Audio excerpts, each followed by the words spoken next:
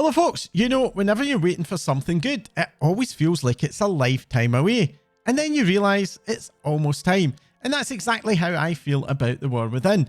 Now that early access is less than a week away, I'm certainly feeling the hype start to build up. For me, the start of a new World of Warcraft expansion is pretty much the best bit of the whole experience. As a fan of questing, and yes, such people really do exist, that glut of cool stuff is just the best. As a real MMO player, I will of course be consuming that content as fast as I can, and then I'll probably feel bad about that when it runs out, at least for a little bit. But that's not why you're here. With the countdown starting to run out, you kinda expect that Blizzard would be stepping up the promotional activity, and there certainly has been some interesting stuff coming out this week. More on that in a few moments. On the subject of interesting stuff, and Blizzard seems to be starting to making a bit of a habit of announcing it just after I record my weekly recaps. And this time around, that thing was an announcement about the future of collecting Transmog appearances from quests. On the War Within beta, for quite a long time, quests were dropping not only the gear items for your class and spec, but also all of the other gear type drops, meaning that you'd only need one character to go through to be able to learn all of the full sets. This was even confirmed as a feature by Associate Game Director Morgan Day in a developer interview. With all of this, it was a bit of a nasty surprise for Transmog hunters when the pre-patch launched and this feature just wasn't working, with quests still only dropping the gear that matched our loot specs. To add further fuel to the fire, on the forums a CS representative did say that this had been a beta bug and that the launch behaviour was the behaviour that was intended. This obviously didn't go down well, and the backlash has seemingly prompted Blizzard to issue an update confirming that the beta behaviour of dropping all appearances from quests will be launching in the first post-expansion patch. That is probably patch 11.05. The even better news is that this is going to be a retroactive change, meaning that we should get all the appearances for completed quests at some point. Now, it is possible that this could have been a case of Blizzard responding to feedback with a rethink, but I personally suspect that it's more likely that the feature had to be delayed, probably due to a bug, and that the CS update was just a mistake due to some internal miscommunication. Given the positive response for this update, I cannot help but think that a lot of this backlash and miscommunication could have been avoided if Blizzard had been upfront about the delay. While there will always be folks in the community that will engage with announcements of delays and bad faith, I really don't see a downside to being more open about these cases where features have to be pulled or delayed for more work. Either way though, this is certainly an L for completists who now have the certainty of knowing that there's no need to do lore master and multiple characters. After last week's new 2.5D cinematic, I had high hopes for another one this week. While the community had expected the usual pattern of releasing them a week apart, Blizzard instead decided to be a bit of a tease by launching them a little later on in the week. Before that, we got a cinematic teaser of an encounter between Khadgar and Xal'atath, which, while very short, was nevertheless one of the more exciting cinematics that I've seen in quite a while. Xal'atath's setup continues to go apace, with a delightfully sinister display of raw power and threat, including an outstanding vocal performance from Claudia Christensen of Babylon 5 fame, who was positively purring with malice while still retaining the vibe that Shadow Priests will remember from Legion. This, I suspect, was an extract from a longer cinematic, probably one that we'll see during the expansion introduction scenario, and I certainly can't wait to see the full-length version. Just after that release, the WoW social media team released a teaser of another animated cinematic. The later than expected timing of this, combined by the art style, seems to have wrong-footed quite a bit of the community, triggering some speculation about the possibility of a Netflix-style animated series. Sadly, this wasn't to be, as those hints were quickly followed up by the release of Alleria Light and Shadow, the second of the 2.5D cinematic series. As with last week's cinematic, this was significantly longer than previous expansions and did one of the best jobs of providing a character backstory that I have seen. As someone who was already familiar with Alleria's story, I personally preferred last week's Ansarax and Xal'atath encounter, but this was nevertheless very well executed, and for players who are looking for that backstory, it did the job really well. The timing of this cinematic being 9 days after the previous does make me wonder if these two cinematics are going to be the only ones that we'll get this time around. In Dragonflight, we get 2 of these, and in Legion and BFA 4. However, these 2 cinematics are quite a bit longer in duration, and that does make me think that the team have decided to go for fewer, longer cinematics. As a World of Warcraft fan, I of course want more, but in a world where the team can only really produce so many minutes of cinematics, getting fewer, longer cinematics, at least in the strength of what we're seeing here, is something that I am certainly on board with. If you've any characters in Remix, then that is due to end in just a few days. Blizzard have helpfully issued an update on what's going to happen to those Remix characters after the event ends. When you log into a Remix character after the event, it will be stripped of Remix gear, gems and currencies with the exception of gold. For max level characters, your gear will be replaced with an item level 467 set, with lower level characters getting something more suitable to their level.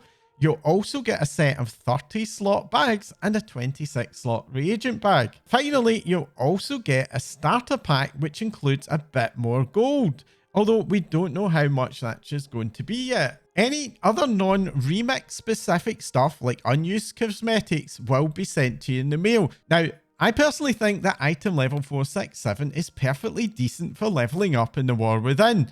That stuff will not be replaced for quite a few levels.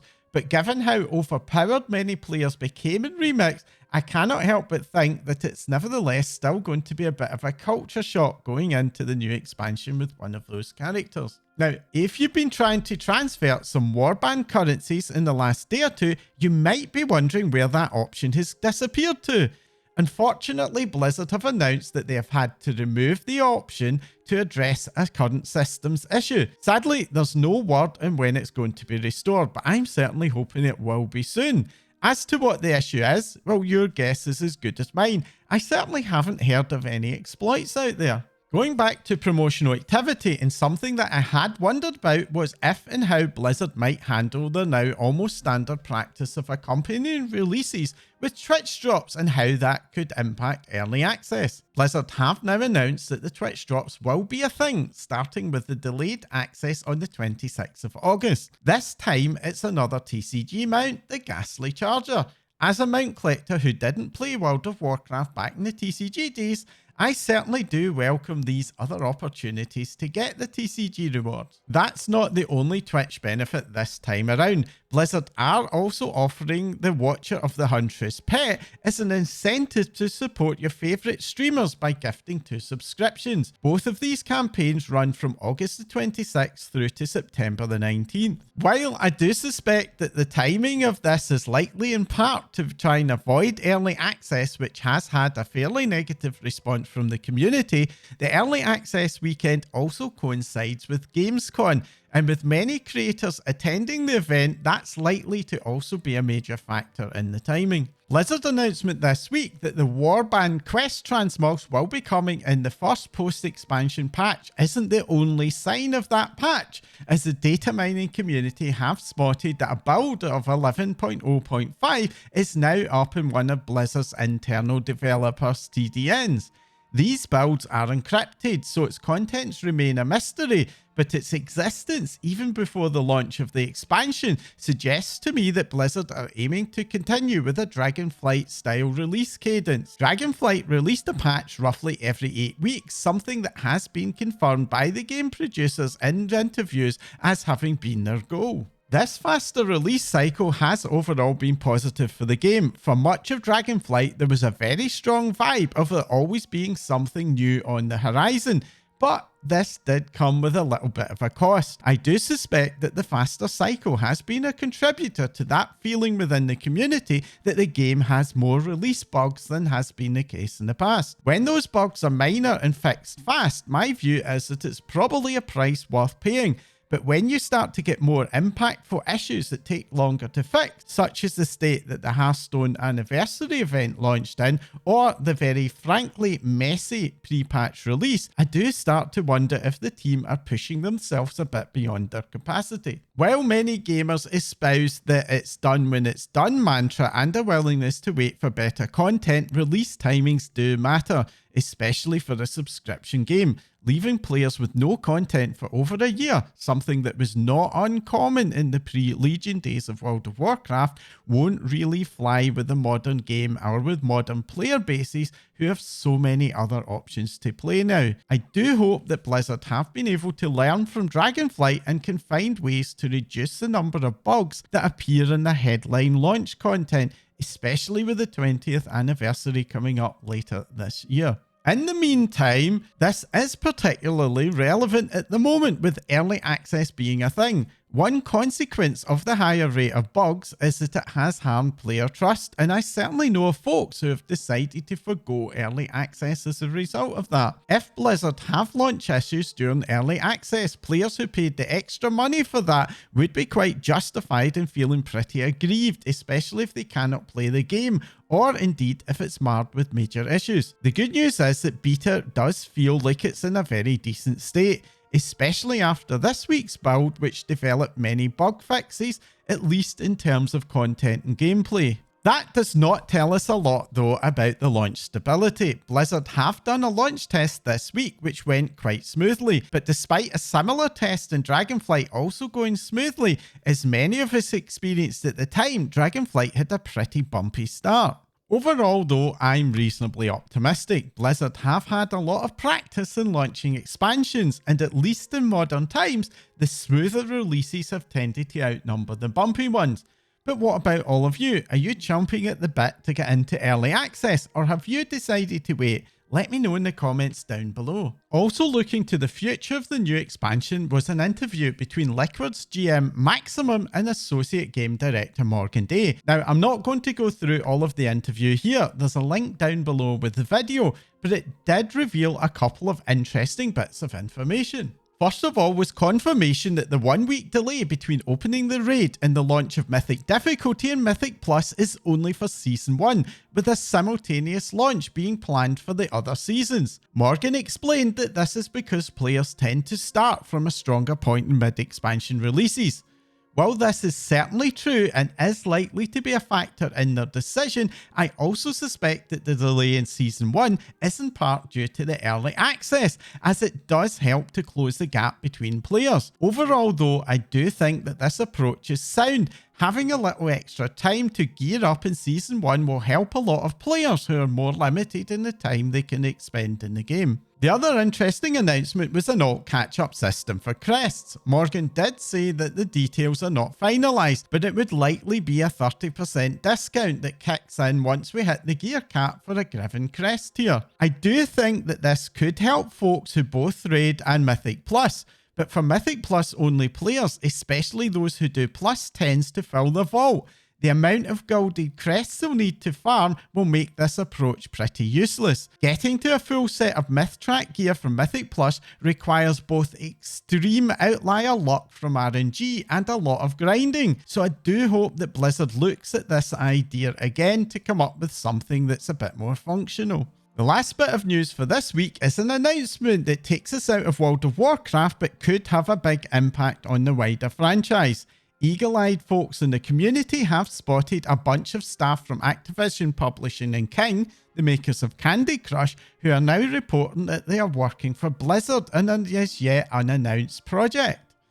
Jez Corden of Windows Central, a fellow World of Warcraft fan, last week reported that Microsoft are setting up a new team inside Blizzard to work on AA-sized games based on Blizzard franchises, including Warcraft. And this could potentially mean that in a few years we see another Warcraft game. I'm personally just hoping it's not mobile based. Finally, I have a short announcement about the channel. As next week will be early access, I do not expect that I'll have time to do a weekly news episode. I'll be far too busy going through all that new content. In compensation for that, I am planning to do a live stream of my own leveling adventures both on Twitch and YouTube if I can make it work out. I won't be staying up for the launch itself, which is 11 PM my local time, but I will be streaming it on Friday and depending on how things go also over the weekend. I'll put a provisional schedule on screen now, but if you're interested, I suggest following my Twitch channel and also social media. Links to all of those are in the description down below for updates. I will warn you that I'm not a fast leveler, so if you want to see speed leveling, it's probably not going to be for you. But if you want to see me react to the new content, feel free to drop by. Just be aware that it will be full-on story spoilers. Anyways, that's all for this week. If you found this video interesting or useful, do be sure to let me know by hitting the like icon. And if you haven't already, then also hit the subscribe button. Subscribing is by far the best way to support my channel. That's all for now. Thanks for watching.